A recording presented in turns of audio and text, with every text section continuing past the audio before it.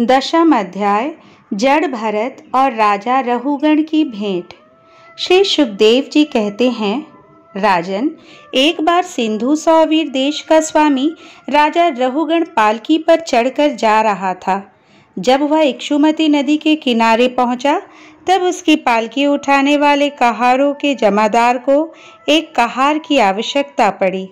कहार की खोज करते समय दैववश उसे ये ब्राह्मण देवता मिल गए। इन्हें देखकर उसने सोचा, यह मनुष्य रिष्ट-पुष्ट, जवान और गठीले अंगों वाला है, इसलिए यह तो बैल या गधे के समान अच्छी तरह बोझा ढो सकता है। यह सोचकर उसने बेगार में पकड़े हुए अन्य कहारों के साथ इन्हें भी बलात् पकड़कर पालकी में जोड़ दिया। महात्मा भरत जी यद्यपि किसी प्रकार इस कार्य के योग्य नहीं थे, तो भी वे बिना कुछ बोले चुपचाप पालकी को उठा ले चले। वे द्विजवर कोई जीव पैरों तले दब न जाए, इस डर से आगे की एक बाण पृथ्वी देख कर चलते थे, इसलिए दूसरे कहारों के साथ उनकी चाल का मेल नहीं खाता था।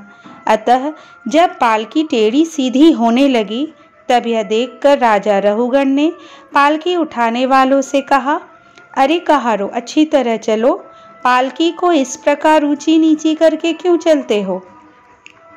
तब अपने स्वामी का यह आक्षेप युक्त वचन सुनकर कहारों को डर लगा कि कहीं राजा उन्हें दंड ना दे, इसलिए उन्होंने राजा से इस प्रकार निवेदन किया, महाराज, यह हमारा प्रमाद नहीं है। हम आपकी नियम मर्यादा के अनुसार ठीक ठीक ही पालकी ले चल रहे हैं। यह एक नया कहार अभी अभी पालकी में लगाया गया है, तो भी यह जल्दी जल्दी नहीं चलता। हम लोग इसके साथ पालकी नहीं ले जा सकते। कहारों के ये दीन वचन सुनकर राजा रहुगण ने सोचा, संसर्ग से उत्पन्न होने वाला दोष एक व्यक्ति में होने पर भी उससे संबंध रखने वाले सभी पुरुषों में आ सकता है, इसलिए यदि इसका प्रतिकार न किया गया तो धीरे धीरे ये सभी कहार अपनी चाल बिगाड़ लेंगे। ऐसा सोचकर राजा रहुगण को कुछ क्रोध हो आया।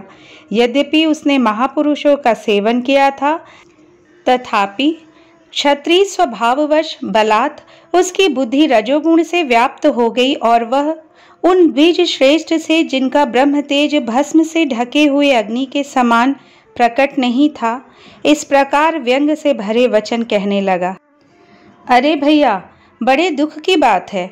अवश्य ही तुम बहुत थक गए हो।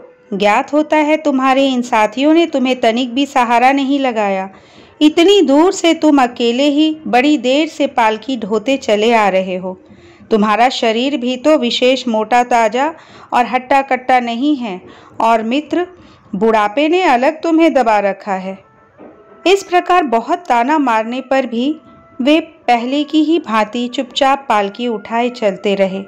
उन्होंने इसका कुछ भी बुरा न माना, क्योंकि उनकी दृष्टि में तो पंचभूत, इंद्रिय और अंतःकरण का संघात, यह अपना अंतिम शरीर अविद्या का ही कार्य है।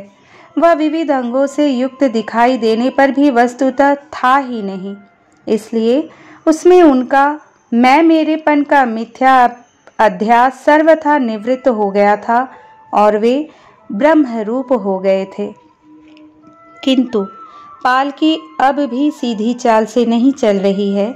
यह देखकर राजा रहुगण क्रोध से आग बबूला हो गया और कहने लगा, अरे यह क्या तू जीता ही मर गया है?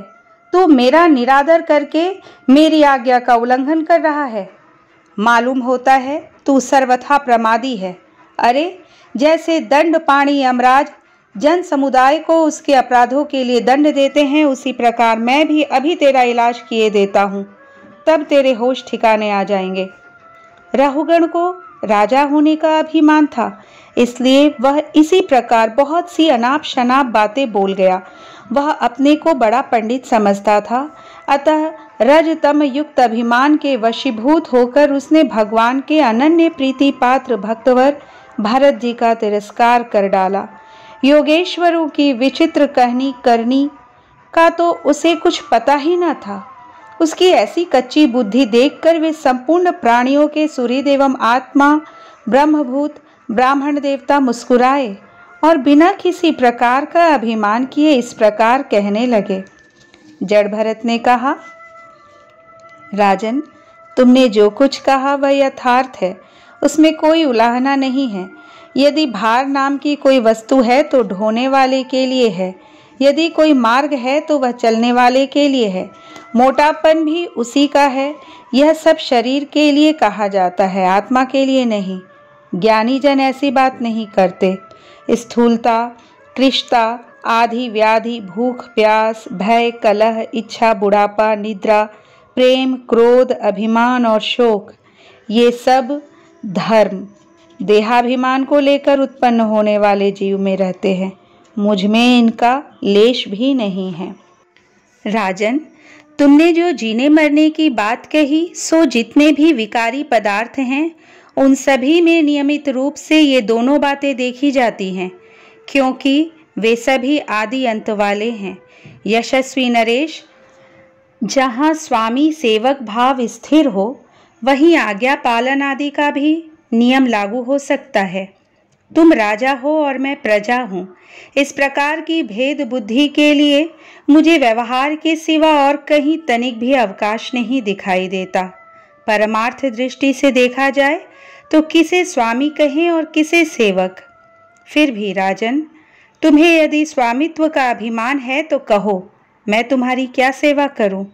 वीरवर, मैं मत, उन्मत्त और जड़ के समान अपनी ही स्थिति में रहता हूँ। मेरा इलाज करके तुम्हें क्या हाथ लगेगा? यदि मैं वास्तव में जड़ और प्रमादी ही हूँ तो भी मुझे शिक्षा देना पीसे हुए को पीसने के समान व्यर्थ ही होगा। श्री सुखदेव जी कहते हैं, परीक्षित, मुनिवर जड़ भरत यथार्थ तत्व का उपदेश करते हुए इतना उत्तर देकर मौन हो गए। उनका देहात्म बुद्धि का हेतुभूत अज्ञान निवृत्त हो चुका था, इसलिए वे परम शांत हो गए थे। अतः इतना कहकर भोग द्वारा प्रारब्ध क्षय करने के लिए वे फिर पहले के ही समान उस पालकी को कंधे पर लेकर चलने लगे। सिंधु, सौवीर, नरेश, रहुगण भी अपनी उत्तम श्रद्धा के कारण तत्व जिज्ञासा का पूरा अधिकारी था।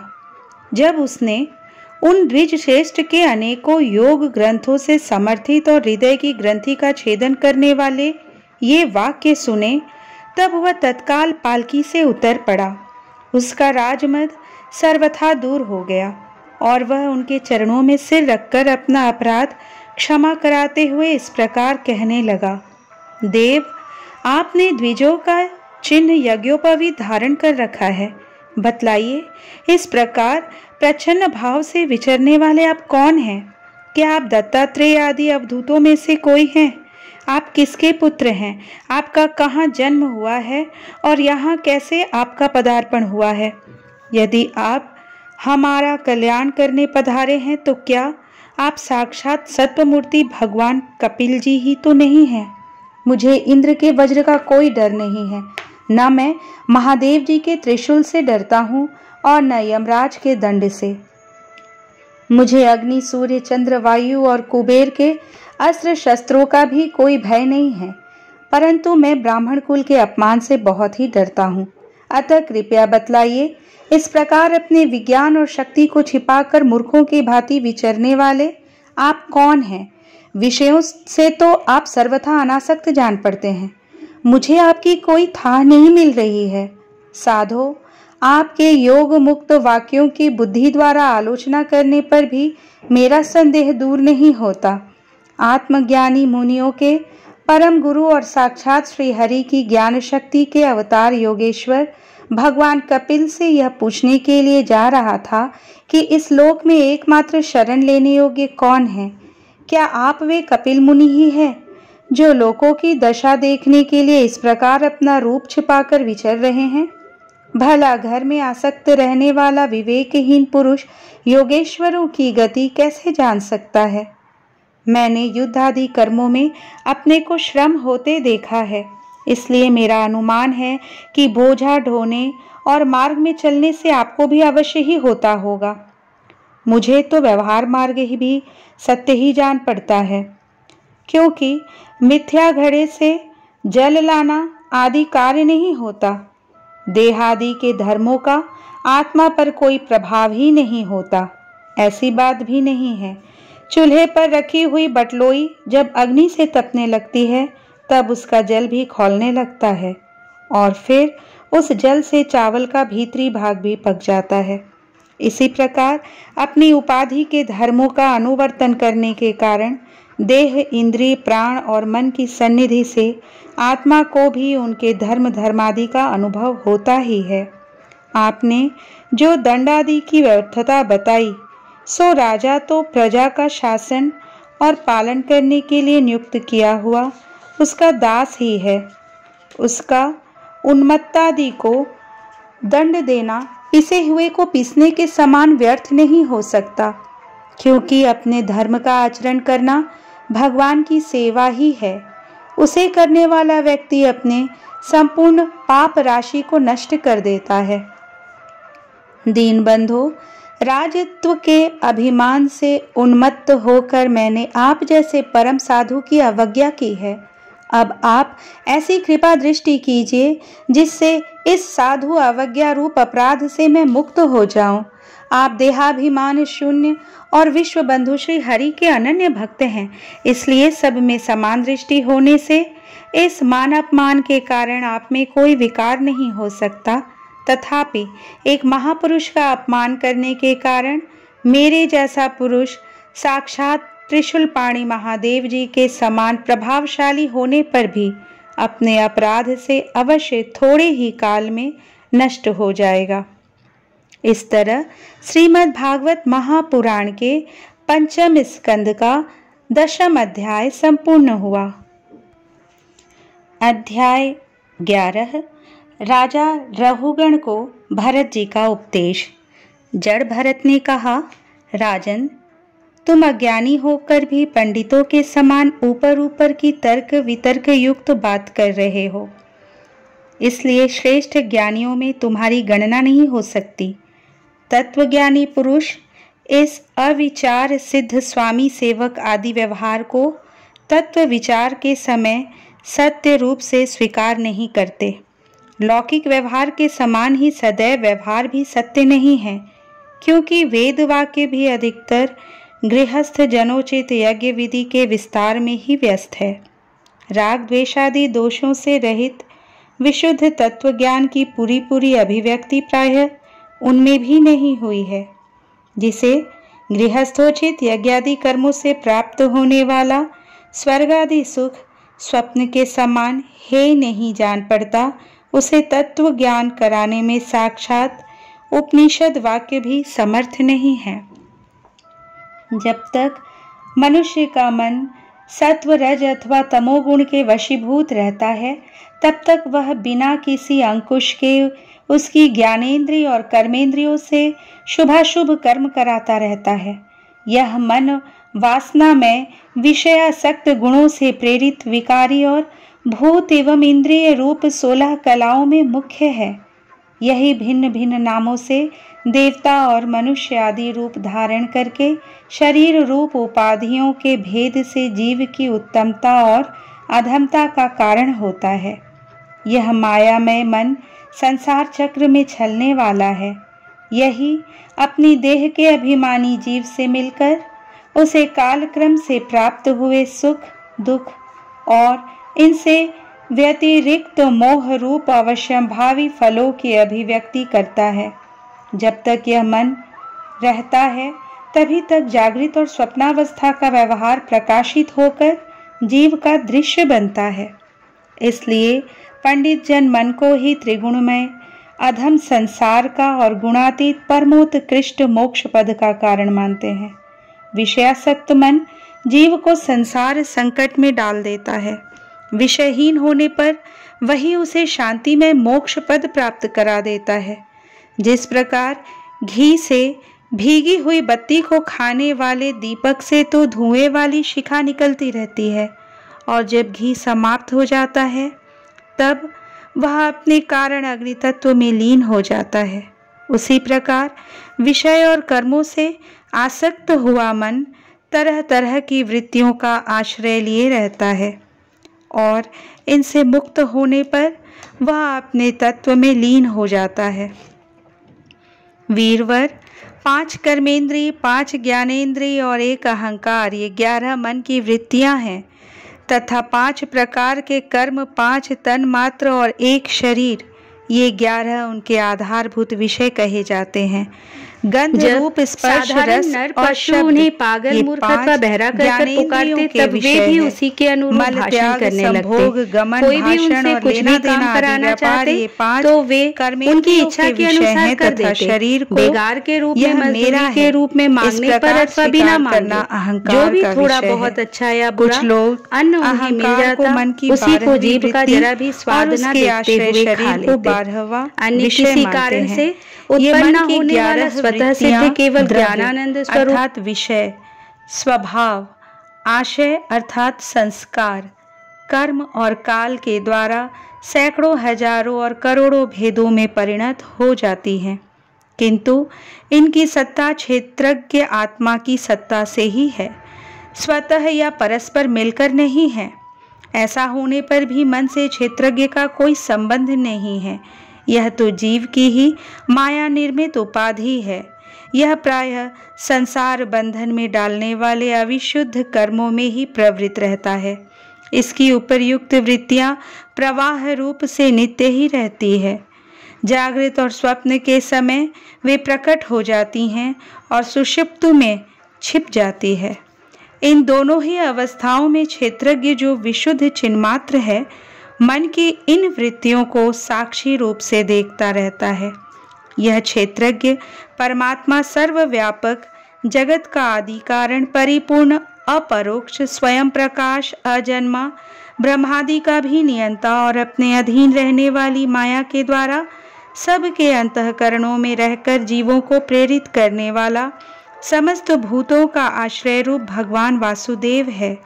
जिस प्रकार वायु संपूर्ण स्थावर जंगम प्राणियों में प्राण रूप से प्रविष्ट होकर उन्हें प्रेरित करती है, उसी प्रकार वह परमेश्वर भगवान वासुदेव सर्वसाक्षी आत्म स्वरूप से इस संपूर्ण प्रपंच में ओतप्रोत है। राजन, जब तक मनुष्य ज्ञानोदय के द्वारा इस माया का तिरस्कार कर सबकी आसक्ति छोड़कर तथा काम, क्रोध आदि 6 शत्रुओं को जीतकर आत्म तत्व को नहीं मान लेता और जब तक वह आत्मा के उपाधि रूप मन को संसार दुख का क्षेत्र नहीं समझता, तब तक वह इस लोक में यूं ही भटकता रहता है, क्योंकि यह चित्त उसके शोक, मोह, रोग, राग, लोभ और वैर आदि के संस्कार तथा ममता की वृद्धि करता रहता है। यह मन ही तुम्हारा बड़ा बलवान शत्रु है। तुम्हारी उपेक्षा करने से इसकी शक्ति और भी बढ़ गई है। यह यद्यपि स्वयं तो सर्वथा मिथ्या है, तथापि इसने तुम्हारे आत्म स्वरूप को आच्छादित कर रखा है। इसलिए तुम सावधान होकर श्री गुरु और हरि के चरणों की उपासना के अस्त्र से इसे मार डालो। इस तरह श्रीमद् भागवत महापुराण के 5वें स्कंद का 11वां अध्याय संपूर्ण हुआ। अध्याय 12 रहुगण का प्रश्न और भरत जी का समाधान। राजा रहुगण ने कहा, भगवन, मैं आपको नमस्कार करता हूँ। आपने जगत का उद्धार करने के लिए ही यह देह धारण की है।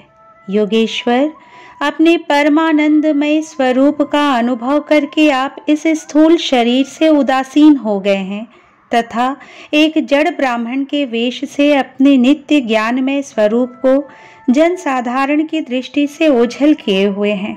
मैं आपको बार बार नमस्कार करता हूँ।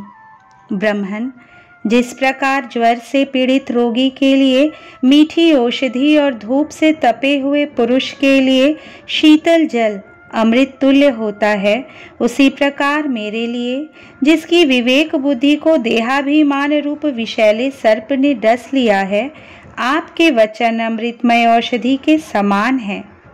देव, मैं आपसे अपने संशयों की निवृत्ति तो पीछे कराऊंगा। पहले तो इस समय आपने जो आध्यात्म योग में उपदेश दिया है, उसी को सरल करके समझाइए। उसे समझने की मुझे बड़ी उत्कंठा है। योगेश्वर, आपने जो यह कहा कि भार उठाने की क्रिया तथा उससे जो श्रम रूप फल होता है, वे दोनों ही प्रत्यक्ष होने पर भी केवल व्यवहार मूल के ही हैं, वास्तव में सत्य नहीं है। वे तत्व विचार के सामने कुछ भी नहीं ठहरते। सो इस विषय में मेरा मन चक्कर खा रहा है। आपके इस कथन का मर्म मेरी समझ में नहीं आ रहा है। जड़ भरत ने कहा, पृथ्वी पते, यह देह पृथ्वी का विकार है। पाषाण आदि से इसका क्या भेद? जब यह किसी कारण से पृथ्वी पर चलने लगता है, तब इसके भारवाही आदि नाम पड़ जाते हैं। इसके 2 चरण हैं। उनके ऊपर क्रमशः टखने, पिंडली, घुटने, जांघ, कमर, वक्षस्थल, गर्दन और कंधे आदि कंधों के ऊपर लकड़ी की पालकी रखी हुई है। उसमें भी सौवीर राज नाम का एक पार्थिव विकार ही है, जिसमें आत्मबुद्धि रूप अभिमान करने से तुम, मैं सिंधु देश का राजा हूँ, इस प्रबल मद से अंधे हो रहे हो। किंतु इसी से तुम्हारी कोई श्रेष्ठता सिद्ध नहीं होती। वास्तव में तो तुम बड़े क्रूर और धृष्ट ही हो। तुमने इन बेचारे दीन दुखिया कहारों को बेगार में पकड़कर पालकी में जोत रखा है और फिर महापुरुषों की सभा में बढ़ बढ़कर बातें बनाते हो कि मैं लोगों की रक्षा करने वाला हूँ। यह तुम्हें शोभा नहीं देता। हम देखते हैं कि संपूर्ण चराचर भूत सर्वदा पृथ्वी से ही उत्पन्न होते हैं और पृथ्वी में ही लीन होते हैं। अतः उनके क्रिया भेद के कारण जो अलग अलग नाम पड़ गए हैं, बताओ तो उनके सिवा व्यवहार का और क्या मूल है? इस प्रकार पृथ्वी शब्द का व्यवहार भी मिथ्या ही है, वास्तविक नहीं है, क्योंकि यह अपने उपादान कारण सूक्ष्म परमाणुओं में लीन हो जाती है और जिनके मिलने से पृथ्वी रूप कार्य की सिद्धि होती है। वे परमाणु अविद्यावश मन से ही कल्पना किए हुए हैं, वास्तव में उनकी भी सत्ता नहीं है। इसी प्रकार और भी जो कुछ पतला मोटा, छोटा बड़ा, कार्य कारण तथा चेतन और अचेतन आदि गुणों से युक्त द्वैत प्रपंच हैं, उसे भी द्रव्य स्वभाव, आशय, काल और कर्म आदि नामों वाली भगवान की माया का ही कार्य समझो। विशुद्ध परमार्थ रूप अद्वितीय तथा भीतर बाहर के भेद से रहित परिपूर्ण ज्ञान ही सत्य वस्तु है। वह सर्वांतरवर्ती और सर्वथा निर्विकार है। उसी का नाम भगवान है और उसी को पंडित जन वासुदेव कहते हैं। रहुगण, महापुरुषों के चरणों की धूलि से अपने को नहलाए बिना केवल तप, यज्ञ आदि वैदिक कर्म, अन्न आदि के दान, अतिथि सेवा, दीन सेवा आदि गृहस्थोचित धर्मानुष्ठान, वेदाध्ययन अथवा जल, अग्नि या सूर्य की उपासना आदि किसी भी साधन से यह परमात्म ज्ञान प्राप्त नहीं हो सकता। इसका कारण यह है कि महापुरुषों के समाज में सदा पवित्र कीर्ति श्री हरि के गुणों की चर्चा होती रहती है, जिससे विषय वार्ता तो पास ही नहीं फटकने पाती।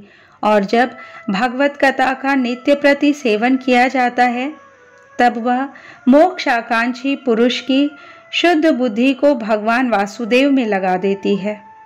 पूर्व जन्म में मैं भरत नाम का राजा था। ऐहिक और पारलौकिक दोनों प्रकार के विषयों से विरक्त होकर भगवान की आराधना में ही लगा रहता था। तो भी एक मृग में आसक्ति हो जाने से मुझे परमार्थ से भ्रष्ट होकर अगले जन्म में मृग बनना पड़ा। किंतु भगवान श्री कृष्ण की आराधना के प्रभाव से उस मृग योनि में भी मेरी पूर्व जन्म की स्मृति लुप्त नहीं हुई। इसी से अब मैं जन संसर्ग से डरकर सर्वदा असंग भाव से गुप्त रूप से ही विचरता रहता हूँ। सारांश यह है कि विरक्त महापुरुषों के सत्संग से प्राप्त ज्ञान रूप खड्ग के द्वारा मनुष्य को इस लोक में ही अपने मोह बंधन को काट डालना चाहिए। फिर श्री हरि की लीलाओं के कथन और श्रवण से भगवत स्मृति बनी रहने के कारण वह सुगमता से ही संसार मार्ग को पार करके भगवान को प्राप्त कर सकता है। इस तरह श्रीमद् भागवत महापुराण के 5वें स्कंद का 12वां अध्याय संपूर्ण हुआ।